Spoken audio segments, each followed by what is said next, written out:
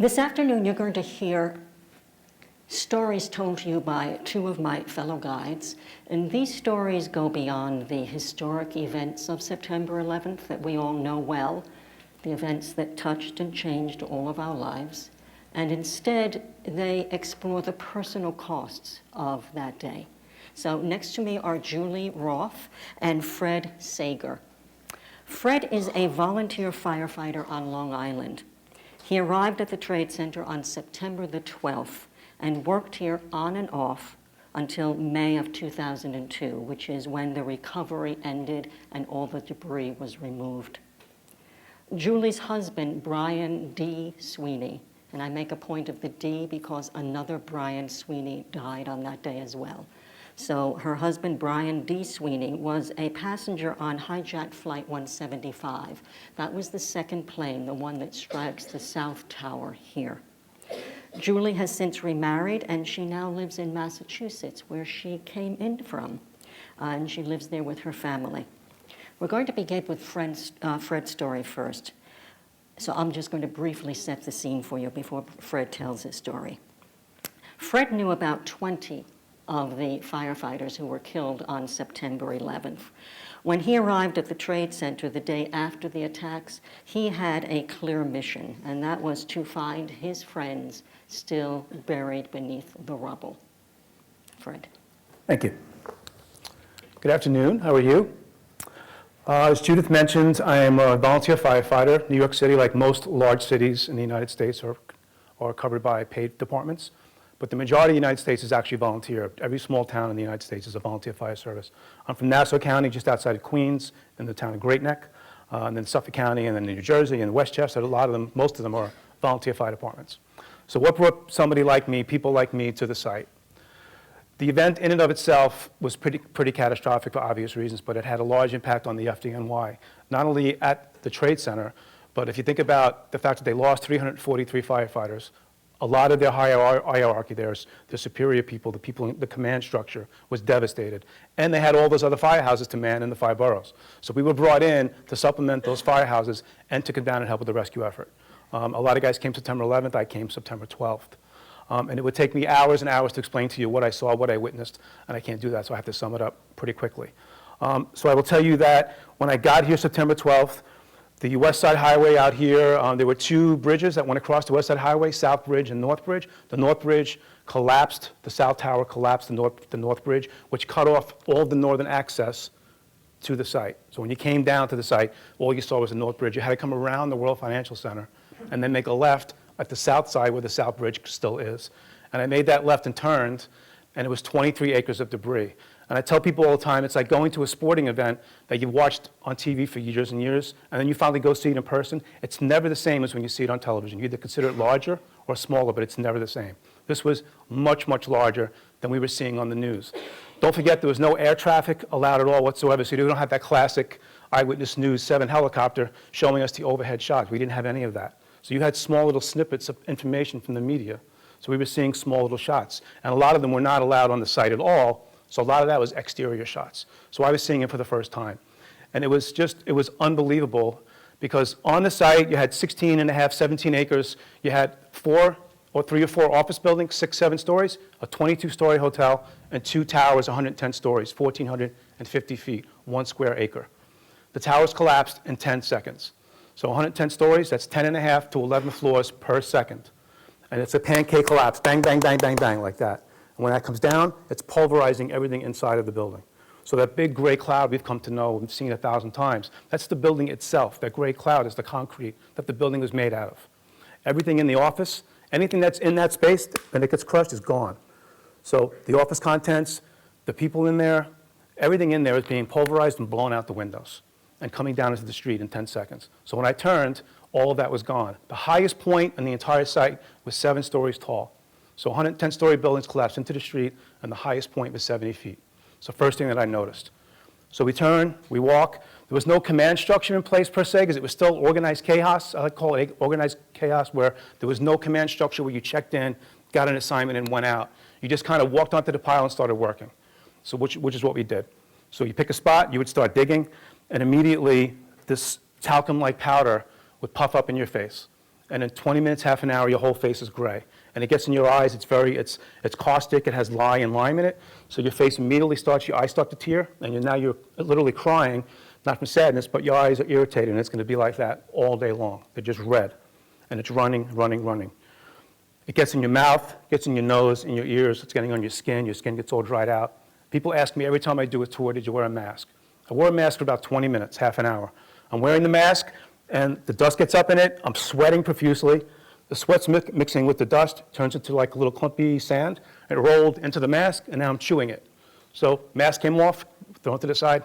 Last time I wore a mask. Maybe not the smartest thing I've ever done, but still pretty healthy.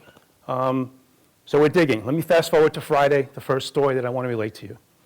We're digging Friday, south, just west of the North Tower, just south of where the walkway collapsed. And we're digging, there's 4 or 5 of us, 6 of us. And to dig, it would take you literally maybe a half an hour to go down that far, because you're hitting all these large obstacles. So you would dig a little bit, you might hit a beam, a piece of rebar, which is construction bar, you have to get that cut out of your way. So we're digging small tools, like you use in your garden, those little 3-prong thingies, a little shovel like this. We're digging, and we uncover a foot. So you have this foot, and clearly the person's not alive, but you have to, you can't just pull it out, you've got to uncover it. So it becomes almost like an archaeological site. So you're very careful, you're uncovering it very slowly, and you're working, and you got to dig like 1.5 feet down, and you're digging, and you might hit a piece of that rebar, a piece of carpeting, something like that might be in your way. So you got to be, all right, let's get this out of the way, and you might move 1 inch, 2 inches, 3 inches. It might take you an hour to uncover this much of a leg. So we're working. We get up to about here on the leg. Let's say it's here. We find a second foot here. So now we kind of separate into 2 groups. The first group stays here. The second group is working on this foot now. It could be the same person, maybe not. I mean, they're close together, but there's no way to tell. And we're digging, and this is when you realize that there's tons of things you're not seeing that you should be seeing. Think about your house or your office, your computer terminal, your mouse, your chair, your desk, the wooden door, the windows, your coffee mug. All that stuff is gone, and none of it is at the site, nothing. It's all been completely pulverized. The only thing that survived was stuff that was flexible, pliable, pieces of carpeting, tons of paper. I found a lot of those old StarTAC cell phones, the ones we used to fold up. A lot of those intact but broken. ID cards, some jewelry, silverware, a couple of shoes. That's all we found. You wouldn't find anything that was brittle. Certainly anything that was wooden or glass was gone. So we're digging, and we get maybe to here, the first foot. We're here in the second foot now. Maybe it's been 3-4 hours. The first foot, get up to here, and there's a major metal beam, a large beam this big. It goes under the metal beam. So that's kind of a useless effort at this point. You're not going to move that. We're on the second foot, and then we find a third foot. So now we have at least 3 people, maybe 2, but at least 2, maybe 3. And now we don't know. So, again, we're duplicating our efforts in 3 spots. We find this big, large piece of metal, and we have to get this removed. Well, we need a torch. Well, it's 23 acres. You don't have a torch just waiting for you right here 5 feet away. The iron workers, which I can't say enough about, the construction guys who came down, the iron workers, the steel workers, the tin knockers, carpenters, electricians, all volunteered their time for the first week or 2 before they even considered getting paid. So you got to get that torch that's 300 feet away and somebody's using it. So then the guy comes over with the hose, he cuts the torch, torches this piece of metal, we roll it back, and there's a 72 on the inside of it when we open it back. So our logical conclusion was, this is the 72nd stairwell door, one of the stairwell doors in the North Tower. So when this person came down, they were probably in the stairwell, and now they're wrapped up in the debris that was in the stairwell. So we roll that back, and now we keep going, and now it's been 6, 7, 8 hours. It's 85 degrees and sunny out. You're wearing all your gear except for your jacket. You're bent over like this digging, you're on your hands and your knees. The stuff's puffing up in your face, you're getting back aches and leg aches, and you got to just stand up and walk away. I mean, you're exhausted. And if you walked away, there was a guy right there ready to take your place, so that wasn't an issue at all. There was always somebody ready to work. There were thousands of people there, thousands. So you'd get up and walk away, and that was the hardest part for me, was getting up and walking away. Excuse me. Because I don't know how that story ended. You walked away from digging on these three legs. Was it 2 people? Was it 3? Did they know each other? Are they civilians? Are they firefighters, cops? There's no way to ever know how that story ended. And that was consistent every single day. We were not pulling live people out. After the second day, in the middle of the second day, September 12th, the last person who was going to be taken out alive was taken out alive, and that was it. We never recovered anybody. But for those first 2 weeks, you're in recovery mode because it's possible there's somebody alive in the debris. So you have to be careful what you move. You can't come in with a crane and start lifting things because if it shifts, if it moves, you can kill somebody who's alive underneath. So for 2 weeks, you're being ginger, careful, and then at the 2-week mark, you stop, and rescue becomes recovery. And they come in with these large machines, start pulling stuff out, and they would spread it out on the ground. We would go through it. If you found a body part, you would call somebody over. They would tag it with a red bag, GPS point it, and then it would go off to the medical examiner's office. So I'd walk away from that scene, and we go out to the West Side Highway, and there'd be a fence. There's a checkpoint. And you step out onto the West Side Highway, and there's people waiting there. It's the part that always gets me. There's like people waiting there, like 5 people deep. And all they want to do is interact with you. They want to touch you, take your picture, shake your hand, give you a bottle of water, a sandwich, a wet cloth. And it's like they're applauding like you're some kind of a superhero, like, you know, and 100 feet away, you were digging in a graveyard and netting no results. I mean, you were finding people, and that's important to their families for sure. But as a rescue worker, you want to find somebody alive, and that just never happens. In the video you saw, my connection to this whole thing, Lee Ioppi, the guy who narrated the video, is my best friend. His son, Jonathan, who you saw his picture in his uniform, we're all in the same volunteer fire department in Long Island. Jonathan was FDNY, as is Lee, retired. Over 21,000 body parts were recovered, some this big, some this big. Over 21,000. Just in the mid 40% is still unaccounted for, unidentified. They don't know who they are yet.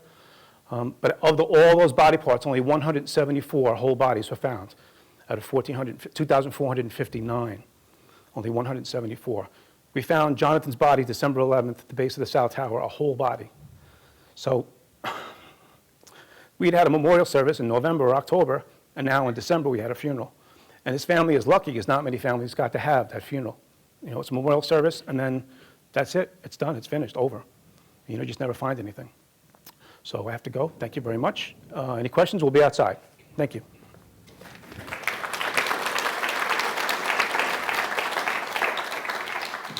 Volunteer firefighters played a very important role after September 11th. They were not only, as Fred just told you, down here working. So many of the FDNY firefighters were also down here that a lot of the volunteers actually covered the city in firehouses that were depleted because of the men being down here. On September 11th, Julie was 29 years old. And it says here, 29 years old. She was a high school teacher. She and her husband, Brian, had been married for 2.5 years. And then I'll let Julie tell you the rest. Hi, everybody. I'm having a very emotional day as it is. I don't like going second because I get even more emotional, so I'll apologize ahead of time. But I'm going to start with a happy time. I'm going to start with 1998, November 20th. I was living in South Jersey at the time. I did grow up in New Jersey, across the river. And I was going out with my girlfriend to a bar in Philadelphia. And we walked in, and this was a bar that we had been to a few times. We called it a suit bar. A lot of the guys from the Wall Street area in Philadelphia would go there after work, and we were single, and we were looking. And all of a sudden, this guy walks into the bar, and he had on jeans and a denim shirt and a baseball cap and hiking boots. And he stuck out like a sore thumb. He was 6'3", 240 pounds, just a force to be reckoned with. You could just tell. And I looked at him, and I looked at my girlfriend, and I said to her, that's the kind of guy I could marry. He just walked in here like he owned the place. He clearly doesn't belong. I like his look. I like his style. That's the kind of guy I could marry. And interestingly enough, he was there with one of his friends who spotted me from across the room and said to him, "I've chosen one for you, Brian. Chosen one for you." And long story short, 20 minutes later, we're talking, and he was introduced to me as Brian from Boston. And I lived in New Jersey, and I thought, well, this isn't going to go anywhere. He lives in Boston. But we talked, we got along. 7 months later, I was moving to Massachusetts, and I married him. And we were happy. He was probably at the second happiest point in his life, the first happy point for Brian. And you can see in this picture, he was in the Navy, and he was in the Navy until 1997. He was medically discharged because of an accident that he had when he was training. He was an instructor at Top Gun out in Miramar, California.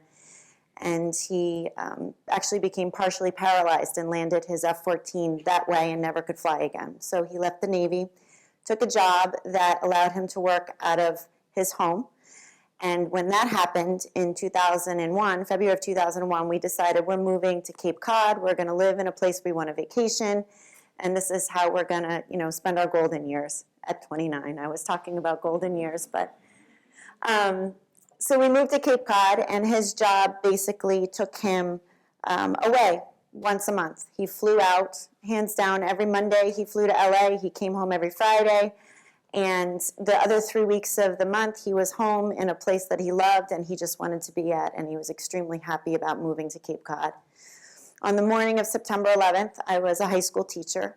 I was new to a job. I was 4 days in, and I was teaching high school health to a group of freshmen, and I was defining health to them, talking about a few different things, and lo and behold, there's a knock on my classroom door. I was in the second period of the day, and I'd only seen these kids twice. I didn't know any of them really, and I didn't really know anybody that worked at the school either. And I see the principal at the door, and it brought me back. It was like my stomach dropped. I thought, what did I do? Am I in trouble? And he looked at me, and he went like this, and he called me over to the door, and I was just waiting.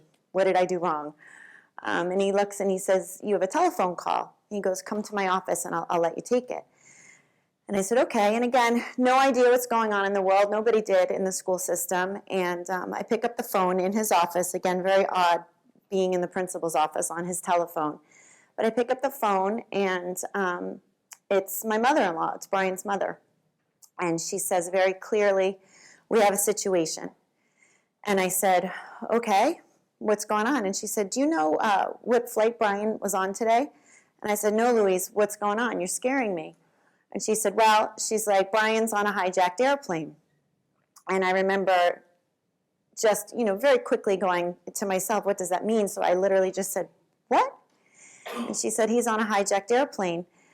And she said, I said, how do you know this? And she said, well, he called me. And I said, okay, that's good. That's good news. He called you. And so I'm thinking he's alive, he's calling. I didn't know the time frame. I didn't know how close it was to the phone call that she had then picked up the phone to call me. And she said, he also called you. You need to come home now. And at this point, it was around 9:20 in the morning. And again, not knowing anything that's going on in the world, she says to me, you need to come home now. And Julie, don't turn on the television. So, of course, that's what I had to do. So I hung up the phone with her, and I looked at the principal, Kenny Jenks, and I said, can you please turn on the television? And he looked at me and he goes, no. And then I was just, I remember just panicking, and I said, you have to turn on the television. He said, I won't do that. And I said, listen, I'll walk out of this building and I'll find a television. Can you just turn it on for me? And I remember sweeping things off of his desk. And he looked at me and he goes, I'll turn on the television. So we turned on the television, and at that point, all I had seen was the reel that I'm sure all of you have seen. It was the most highly videoed news incident, I think, ever in this world, and that's ever happened since even. And I see a jumbo jet airliner flying into the World Trade Center, and I had seen the North Tower already on fire, and you hear the newscasters saying what they're saying, and I remember my first thought was, all right, Brian's on a hijacked airplane, but there is no way he's on that one. There is no way. I felt so bad for the people on that second plane that I was watching them die, as we all were. And I thought these things for very valid reasons in my own head. Brian, as I said, was, his nickname was MacGyver. If you ever watched the show back in I guess it was the 80s, I don't even know, this guy MacGyver could literally get himself out of any situation you put him in. He was just, he was a miracle man. He could get out of any situation. So his nickname was MacGyver. He flew airplanes. He was a pilot. He was in the Gulf War. He had seen things, and the stories that he had were unbelievable of situations that he had already gotten himself out of. He was a student at Top Gun in Miramar, California. He went on to become an instructor at the Elite Fighter Weapons School in Miramar. I pictured him landing a plane or at least parachuting out of a plane. That's really what I thought. For that minute, I really did, and I wasn't scared because I knew him that well. I left. I went home with a woman I didn't know. I didn't know anybody. I didn't know anybody in my neighborhood. I knew one neighbor at the time. I walked over to my answering machine. I was home alone in my house. I walked over and I pressed play, and I hear 8:58 a.m.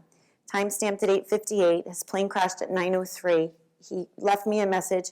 He called his mother. He spoke with her for over a minute, knowing what was happening very clearly. And I hear, "Hey, Jules, it's Brian. I'm on an airplane that's been hijacked. If things don't go well and it's not looking good, I just want you to know I absolutely love you. I want you to do good, go have good times. Same to my family and everybody. And I just totally love you, and I'll see you when you get here. Bye, babe." And he hung up the phone. That to me was my husband being very matter of fact, being very militant, being very, this is the way it is. There's no gray, there's black, there's white, there's nothing in between. This is what's happening, so you need to do good, have some good times, move forward in your life, same to everybody, and I love you. And he hung up the phone. I consider myself very blessed to have that message. I know how he died. I know what his thoughts were seconds before he died. I know that he didn't suffer physically. Mentally, he was anguished. I know that he did not want to leave this life at that moment, but I knew he couldn't do anything about it. I share that message very quickly. In 2002, I made the message public. It's now part of the museum, the timeline. If you haven't been downstairs yet to see it, make your way down, listen to it. His audio recording is down there. It's peaceful to me, and it's helped a lot of people, specifically family members that lost people on his plane, family members from other planes. It's just a very peaceful blessing and gift that this man gave to me. And I always just consider myself so lucky to have known him and loved him and lost him than to never have known him at all. And that's the only lesson that I have for anybody, that everybody loses somebody, everybody. And I'd rather do this and get emotional and cry and deal with all this than to never have had him in my life at all. So that's what I hope you take with you. I can't thank you enough for coming. I am going to zip it. And again, we will be out there to answer any questions that you might have, because I think our time is fairly short.